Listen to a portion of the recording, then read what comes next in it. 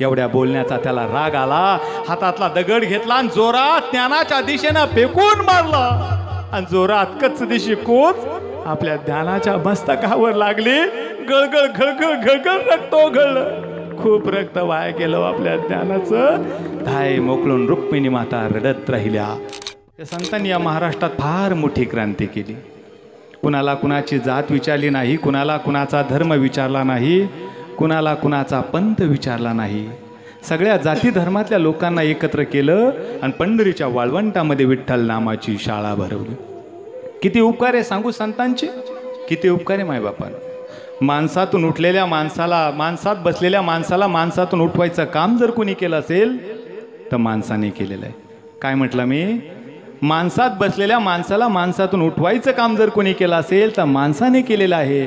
पण माणसातून उठलेल्या माणसाला पुन्हा एकदा माणसात बसवायचं काम जर कोणी केलं असेल, आमच्या वारकरी संप्रदायानं संत मांद्याळी सद्गुरू योगीराज नारायणगिरीजी महाराज माझ्या रामगिरी बाबाने केलेलं आहे. महाराज फार मोठे उपकारी. पण एक सांगतो, जोपर्यंत संत हयात असतात तोपर्यंत त्यांचं दर्शन कोणी घेत नाही आणि गेल्यानंतर प्रदर्शन मांडल्याशिवाय राहत नाही. महाराज किती त्रास झाला हो संतांना, किती त्रास झाला. नारायणगिरीजी महाराज बाबा जोपर्यंत हयात होते तोपर्यंत लोकांनी त्रासच दिला. कुठलेही संत घ्या, जगद्गुरु तुकोबाराय जोपर्यंत हयात होते, हयातपणी लोकांनी त्यांचा गाथा पाण्यात बुडवायला लावला. जोपर्यंत जिवंत आहे तोपर्यंत दर्शन कोणी घेत नाही, गेल्यानंतर प्रदर्शन मांडल्याशिवाय मात्र राहत नाही.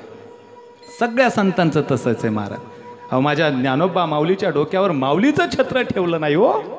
माझ्या ज्ञानोबरायाच्या डोक्यावर माऊलीचं छत्र ठेवलं नाही, पण तीच माऊली संपूर्ण विश्वाची अनाथांची माय माझी ज्ञानोबाराय झाली. महाराज कधी विचार केलाय? 7 वर्षाचे होते ज्ञानोबा माय, 7 वर्षाचे.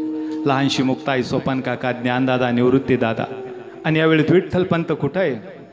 यावेळेस विठ्ठलपंत त्या पैठणमध्ये धर्म समयसमोर हात जोडून उभे होते. दयाची याचना करत होते, न्याय मागत होते. न्याय द्या, न्याय द्या म्हणत होते. का हवा होता हो न्याय?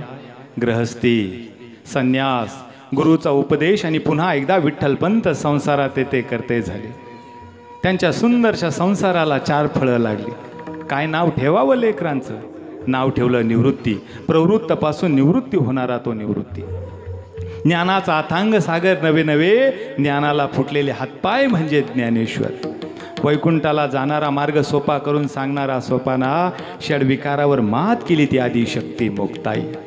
पंतांनी हात जोडावे. धर्म मार्तंडसमोर बसलेले गणेश भट्टाई, मृदुल शास्त्री, गणेश शास्त्री आणि विनंती करू लागले. संन्याशीची कार्टी, संन्याशीची कार्टी म्हणून तो छळ चालवला ना, माझ्या लेकरांचा तो बंद करा. माझ्या लेकरांची मुंज व्हावी परवानगी द्या. मृदुल शास्त्रीनं उठावून मृदुल शास्त्रीनं म्हणावं, तुम्हाला त्यासाठी एकच शिक्षा आहे. आणि पंतांनी म्हणावं, तुम्ही द्याल ती शिक्षा आम्हाला मान्य आहे.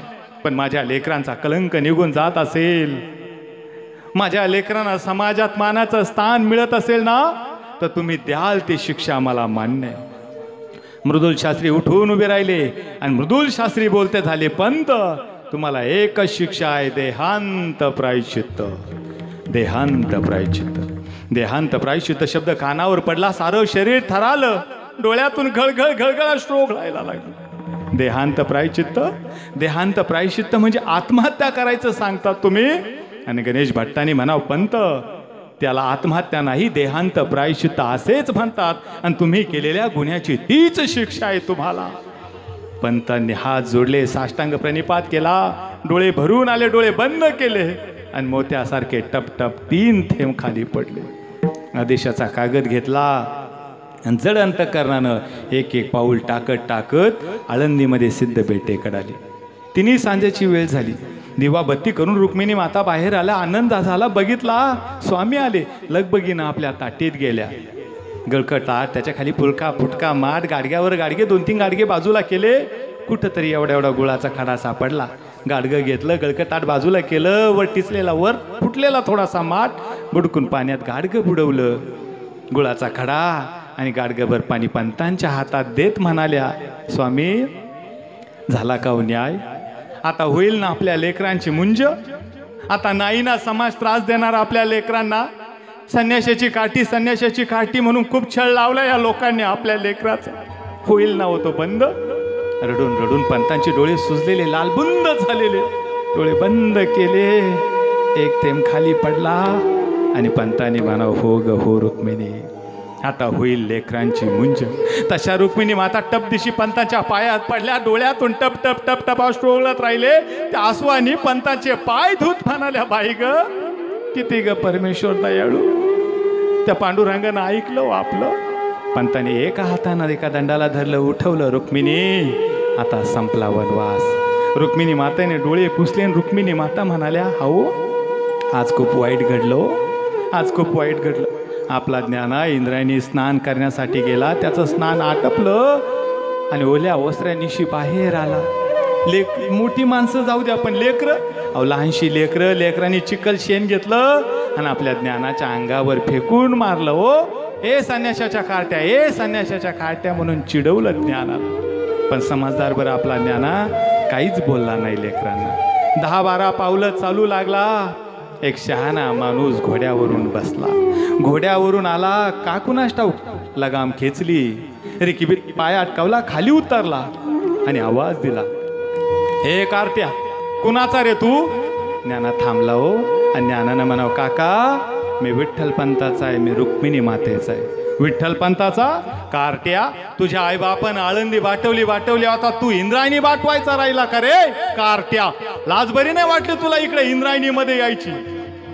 आता याद राख, पुन्हा इकडे इंद्रायणीकडे दिसशील तर चालता हो. ज्ञानानं हात जोडले आणि आपला ज्ञानात चालू लागला. का कुणास ठाऊक त्या माणसाच्या काय मनात आलं. पुन्हा आवाज दिला, हे कार्ट्या.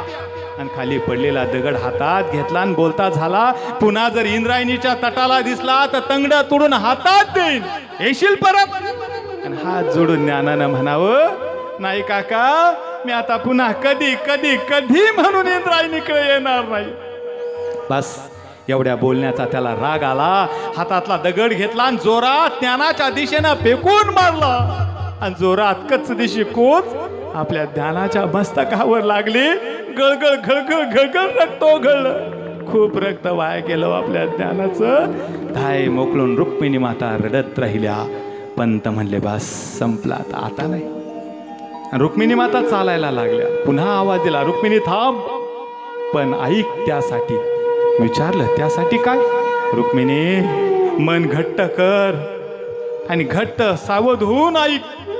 रुक्मिणी त्यासाठी मला देहांत प्रायश्चित्त घ्यावं लागेल. देहांत प्रायश्चित्त शब्द कानावर पडले, सारं शरीर थरारलं.